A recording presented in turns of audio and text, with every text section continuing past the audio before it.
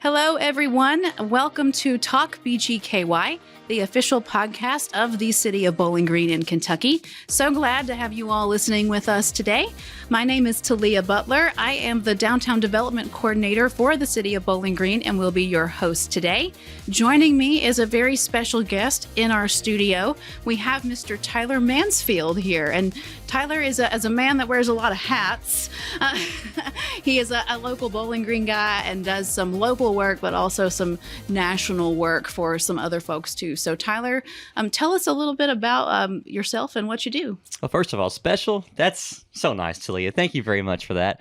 And, secondly, you're right about many hats. Literally, I'm wearing a Fast Freddy's hat right now. I've been in car wash marketing world nowadays full time, but did sports for a long time. Grew up, born and raised Bowling Green guy. Love local, obviously. Met you through local events, local happenings. And now, getting up to in the mid-20s range. I'm still here, haven't left yet.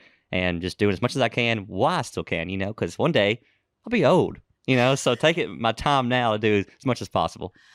We love that you decided to stay in Bowling Green and make a life here. Even though you do work for people all over the country, you still choose to keep Bowling Green as your home. Of course.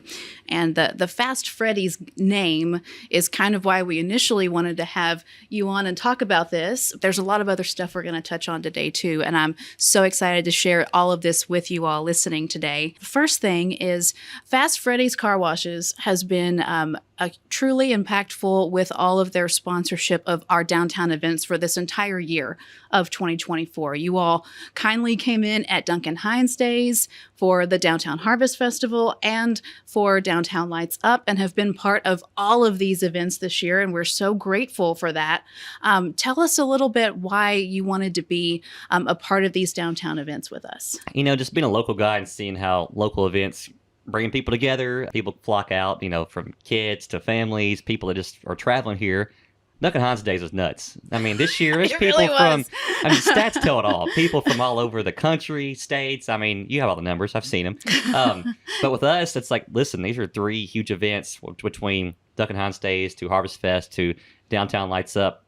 Get out there, I'm saying being a local community event, us being a local car wash with no backers, 100% family owned, that means something. And I think getting out and just seeing your customers outside of the wash, shaking hands, giving out freebies, and just seeing people have fun together is really cool. And I was like, well, this is 3 events this year. They're pretty much back to back to back. Not every single weekend, but, the months spread out some. And it goes by the season, too. I'm like, well, let's do all 3, be involved in all of it. I think each time do something a little differently, bring more things out. We see, though, people that came and got their free washes to come by and see us. Hey, where'd you get your free wash card at? Oh, Harvest Fest or Duncan Hines Days. So, yes, that's cool to see. So I think sponsoring things like this and just being out in the community and not just being in it, but being out in it and doing things, pretty important. So I'm like, all right, this is 3 events that I want to be a part of. And we love that you guys don't just provide that sponsored dollar. You all are also in person there on site, actively being part of the events too, because it's not just about supporting local financially, it's about being part of the local experience. And the Duncan Hines Days numbers were about 17,000 people that came to a Duncan Hines event. And from last year's Harvest Fest numbers, I believe we were in around maybe 12 to 15,000 people that were around downtown for Harvest Fest Day. And Downtown Lights Up is around 8 to 9,000 people just for a single Friday evening in December. And you turn lights on. Yes, you come to see the lights turn on. But we really try to invite the entire community to come out for this. We work with a ton of organizations and partners too, like Warren County, the city and county parks, Bike Walk Bowling Green. The Corvette Museum has been showing up and being part of more events. The Trolley and the Train Museum. And we even have some robot friends that have come from Grec for Harvest Fest this year. And they want to be part of Lights Up this year and offer some kids some robot fun. And We are Kids, can I go too? Yes, yes. Well, and I mean, you may want to get your picture taken in a Corvette under the Standard Oil station. I mean, Yes. it's a good, perfect, wholesome, fun piece of stuff to do. But it's one of those things where all of these things are also unique to Bowling Green because there is no other Circus Square Park in any Bowling Greens out there. There are other Bowling Greens out there, but they don't have the same amenities that we have. And we try to take pride in that. And having you all on board is just another great community tie. And I want to ask you too, if you will kind of share the history of Fast Freddy's and how it began, since these are local guys they brought it to life. So this is, they've been around for about 8 years now. I think it's between 7.5, 8 years. First started in Frankfort, Kentucky, and Shelbyville, those two markets up there. The owner, Robbie, his family, a couple partners, mostly his brother, a couple other people there, saw an opportunity there was 2 washes that were for sale, same type of building, same thing. Robbie was in banking for years, and he's like, you know what? Let's buy a car wash.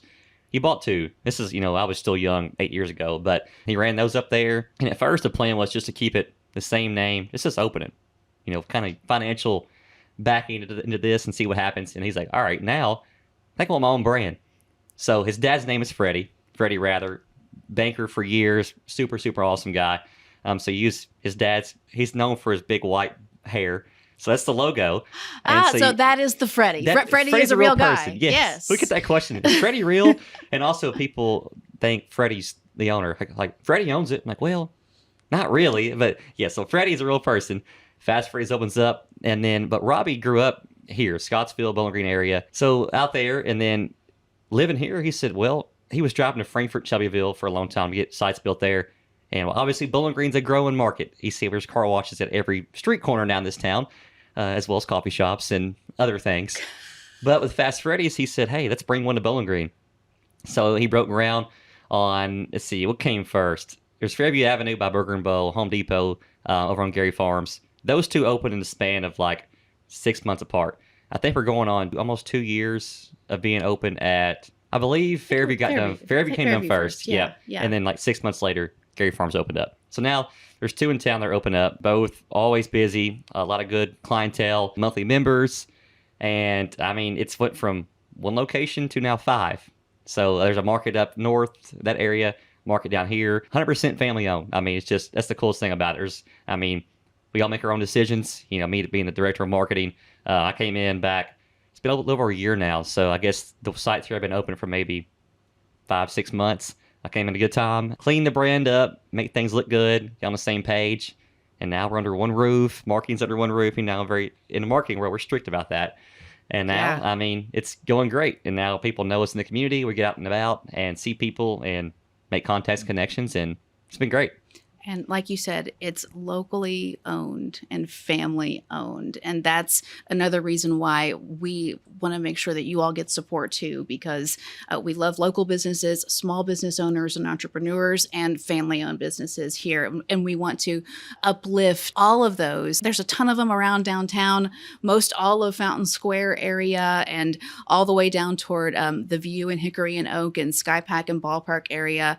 All of those businesses are, for the most part, locally owned or small business run. And we at the City of Bowling Green want to empower our local entrepreneurs, and especially in the downtown area, want to try to do our best to bring foot traffic and get people through their doors. And that's what we're doing with all these events, along with what we try to do for the rest of the year on all the other days too.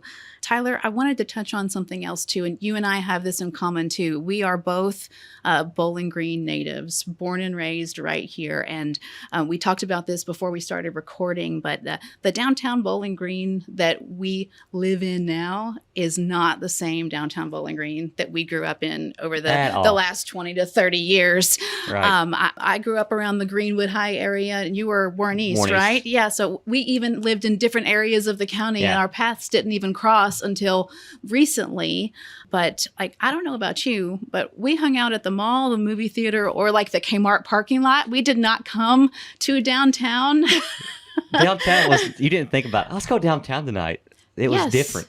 Yes. I mean, we may have seen a Capitol show like for an elementary school production. We did do that. Occasionally, but the Harvest Fest was not around. Downtown Lights Up was not around in this picture as it is now. And SkyPack, Ballpark, Circus Square weren't around until 2009. And now we have so much more to do for people of all ages, families or no. And this is now a new chapter in the downtown Bowling Green story. What did you do when you grew up in Bowling Green? You certainly didn't come hang out here. Well, at my age, we didn't cruise the mall anymore. That was a thing of the past. We did go to the mall. There was not much going on there. But downtown, I mean, you think of it as, all right, there's people down there eating at a restaurant or going to hear some musical or something. It wasn't like, all right, we're going downtown to do this or walk around here or Fountain Row. That wasn't a real thing. I mean, it was, but it's not a destination district like it is now. Exactly. So we didn't do like sporting events. Right. Hot Rods opened up when I was like, let's see, I don't know how old I was. Is that 09? Yeah. That's first season? Yeah. Yeah. So I was 10, 11. So you were right on that cusp of, hey, as you're entering your teenage years, things were opening. Come to new things downtown. Yeah, it's changed a lot. I mean, it has. you and I today walking downtown, it's like, all right, it's same buildings are here, but this restaurant wasn't here. This bar wasn't here. You can't walk from here to SkyPack. I mean, you could, but nothing was there. Right. You know there was no SkyPack. There was no then. SkyPack. And now I am even more excited to look to the future of the riverfront area and watching the new downtown park come to life, watching the Mustang Club and the Shake Rag Spirits Lounge.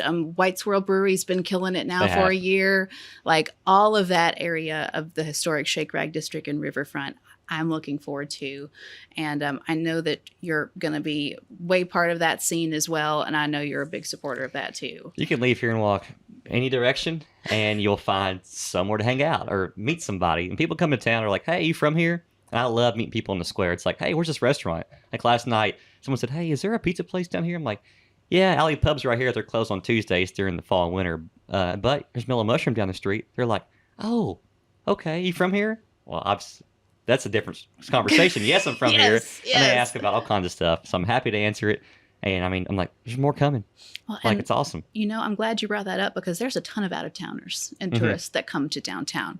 And in fact, places like Gerard's and 440 might tell you that, especially on weeknights, the majority of their business might come from people that don't actually live in Bowling Green. Very true. And they're just in town on business for a couple of days and looked up local places, and they were sent to downtown to find that. And that's another reason why we love to promote all of our small local downtown businesses, just like you all are a part of as well. And we are very excited to see what the future holds in all of Bowling Green and downtown. We are growing, and I look forward to seeing people that I grew up with here in Bowling Green at all these big events with their kids in tow now, going, Talia, we didn't have this when we grew up here, and now my kids have the chance to grow up in a downtown that feels like it's been here forever and it's been alive forever, when really, it's only been about 25 or 30 years of the city and county reinvesting money to bring more life back into downtown. And kids are involved in everything now here. Yeah. I mean, at White Squirrel, kids are allowed.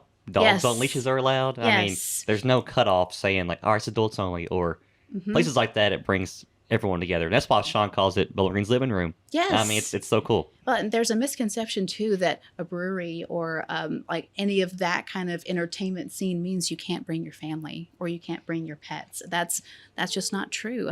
White Squirrel is open to all and to anyone. And mom and dad can go grab a drink at any of the Fountain Square bars and then walk it down to SkyPack or the ballpark with the kids for wherever their final destination may be. Now, granted, you can't take your kids into the bar, but mom and dad can walk in and get a drink and then hang out outside. And that's the beauty of the entertainment district. That's like Harvest Fest. You can grab food here. Yes. Drink here.